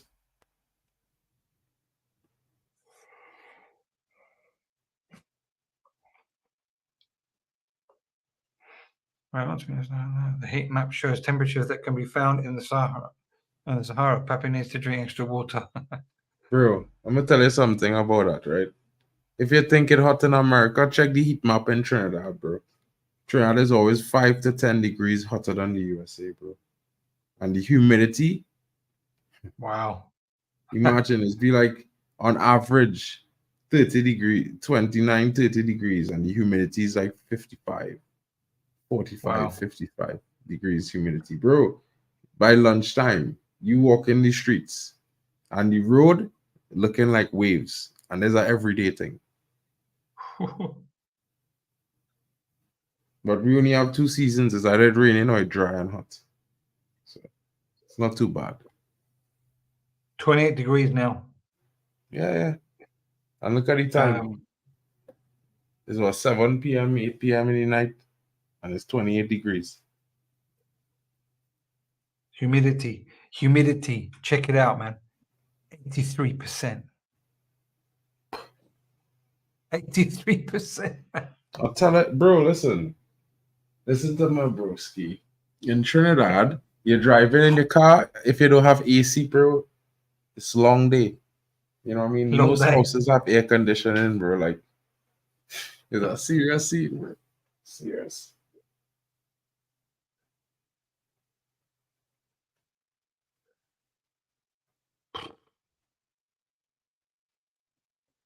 It's a serious situation in Trinidad, bro. To live in the Caribbean and thing, when you're close to the equator, you could imagine how hot Ecuador is right now, bro. Ecuador is on the equator line. Yeah. The tropics. I used to, I don't know even if it was you, Mark. I don't know, but and it could have been just a happy coincidence. But I used to, possibly even a couple of weeks ago. Look at this. There was a guy that came into the chat on one of the streams, and he's from Trinidad and Tobago, right? And he go, hello from. Oh no, it wasn't. It was from. Do you like planes? Do you like aviation? Do you go on aviation streams? No. No, not me. But no. Oh no. Okay, so it's just a coincidence that you're from Trinidad and so is he. And he goes, oh hello, and I go, what's the weather? What's the weather like in Trinidad? And he goes, oh, it's hot or whatever, whatever the weather was. And I go, and what about in Tobago? And he goes, same, bro.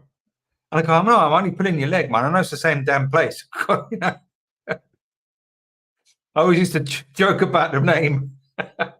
Oh, I mean, it's 2 islands, but practically so close together. So temperature is always usually be the same. I would say Tobago is more of the tourist destination, though. You know what I mean? Tobago is pretty popular among the Europeans, the Germans, and stuff. Huh? And Trinidad is what, like for the more general population, like for the living and more general, more for like if you want to party, Trinidad. If you want to just relax, Tobago. I mean, it have places in Trinidad as well. But Tobago was usually more the tourism island.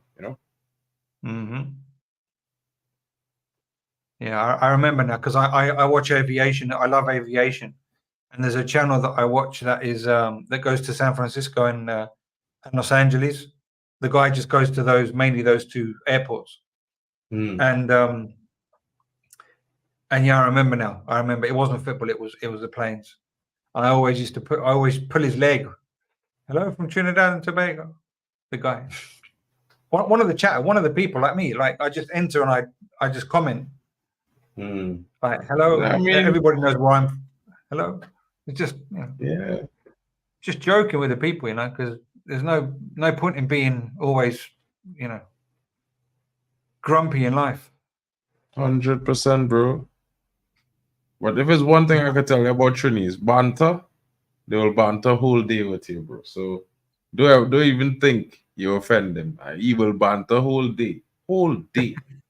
It's like normal, bro. Like growing up, bro, you just get so much of fatigue. You know, so much. It's like it's more like I don't know, but it's culturally it's like how we just Yeah. create strong minds in Trinidad, I guess. You know, everybody's got the Yeah. banter from since they're a child, you know. Like Yeah, sure. so yeah. It's a good way to be, man.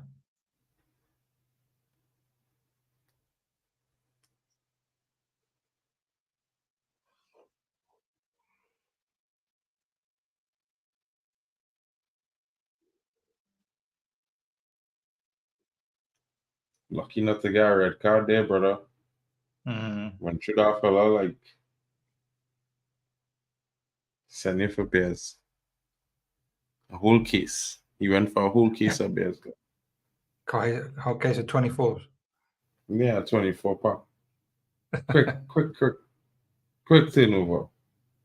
Right to the corner shop.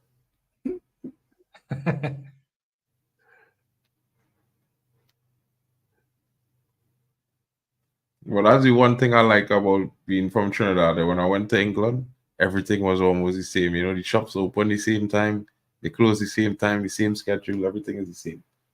Come to Germany, Sundays, all the groceries close on a Sunday. Almost everywhere closed except places to buy food. Like, yeah, this is a little bit suspect. Suspect. Yeah, bro. Like on a Sunday, I could get up and go to the grocery as normal, but not in Germany. Yeah. In London, yeah. Trini, yes. Westphalia, no.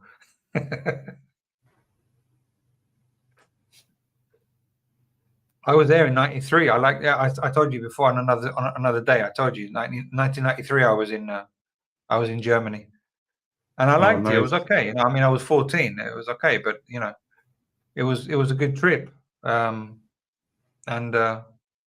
good experience. Nice place, but you know, you don't think about timetables. Nice. Growing groceries, buying groceries on Sunday. You don't think about it, but it was okay. It was cool. And that's the end of the game, guys. Well-deserved victory from the Americans, 2-0. I would say a dominant performance, but I think if they had met a more clinical striking pair, they might have conceded a few chances. Great win for the Americans, starting off their Copa America campaign with a victory, 2-0. What a strike from Christian Pulisic. Very good placement by Florian Balogun for the second goal. Unlucky to not have a third, but it ended in a victory for the USA, and they had 3 points on the board, and they got their Copa off and running. Guys, what are your thoughts? Let me know in the comments. What do you think about the match? Did you enjoy it? I really enjoyed that goal from Christian Pulisic. I have to say it again. And, you know, I enjoyed the company of you guys and Chris here tonight. Chris, what are your thoughts on the game so far? Yeah, as you said, dominant performance by America, well, by the US, sorry. And I didn't expect it to go any other way. Better quality, as we said in the first half. And just to repeat in the second half, I think pretty lackluster finishing from the quality that they've got. They could have got at least 3 or 4, you know, in total. Bolivia, I'm not sure I expected anything from them. I didn't know about them, this team at least. Not the Bolivia of old, but then you know they've never been a force to reckon with. Perhaps 1 or 2 players here or there, but didn't expect much from them. So yeah, 2-0. A bit short on the score side, on the score sheet. Sorry, for my liking, but. Yeah, 3 points in the bag, and on to the next match. 100%, and the next match it's going to be an interesting one. It features one of the the favorites to win the tournament, and we're talking about Uruguay. Uruguay is going to be taking on Panama. This game, it's going to be very interesting. I see the squad sheet is already released, and then for Marcelo Bielsa, Rochette is in goal. Nandez off the right back. Araujo in centre back, partnered with Oliveira. Vina is the left back. Nandez is the right back, my bad. Valverde, Ugarte, De Arrasqueta, Ugarte, and Valverde. That's a strong midfield right there. And Araujo's younger brother is on the left wing. Darwin Núñez, and none other than Manchester United's very own Pellistri is off the right wing. And they're going to be facing up against Thomas Christiansen's team with Fallardo up front. Diaz and Baceas is the pairing in attack left and right. A 4 in midfield featuring Davis, Ayaza, Martinez, and Murillo. And 3 at the back in Harvey, Cordoba, and Miller. And Mosquera is in goal for the Panamanians. It's going to be an interesting matchup later on, guys. I hope you will be here. We will be back in 45 minutes to kick that match off. And I think Poppy is going to be joining me as well as Drex. So it's going to be an interesting one. Thank you so much for all of you guys who were here, had the time to join us. I see Manj is coming in. Manj, what are you saying, my guy? You there, Manj? Yeah, can you hear me? Yeah, big up, broski. What's good? Did you watch the game? Yeah, it's been a good game. Very good performance from USA. Bolivia didn't really offer much, and I feel like the 10%, the home card really gave USA the 10% to go and win this game. They really galvanized from the start. It's kind of like Germany in the Euros, as it were. The host nations will go very far in this competition. So the USA off to a good start. And I hope it continues because the more that USA progress in this tournament, and that's going to be in game 1, the more people will get into it over there in the States, the more coverage they'll get over there as well. So what do you guys make of the performance today? Oh, I pretty much enjoyed the goal from what's his name? I just talked about him. Christian Pulisic. I think that was a very good goal. I think it's the best goal I've seen in the tournament so far. I didn't see the end of the Jamaica game, so I wasn't too sure how the goals were scored in that game, but I pretty much think the USA look really good. I'm a huge fan of Robinson. I would take him at United. I think he performed well. Timothy Weah is also a really good forward. I like his performance. I think he supplies a lot coming from the wing. Not really a huge fan of Florian Balogun, but I've seen a decent performance tonight. I've seen him be clinical tonight. He could have had 2 goals, if not for being the assister being offside initially. And what can I say? I expected America to be the stronger team. I expected them to have the better quality players, but I was kind of hoping for underdog kind of upset kind of thing with Bolivia because it's their first Copa back in I think 8 years or something like that. So it was something.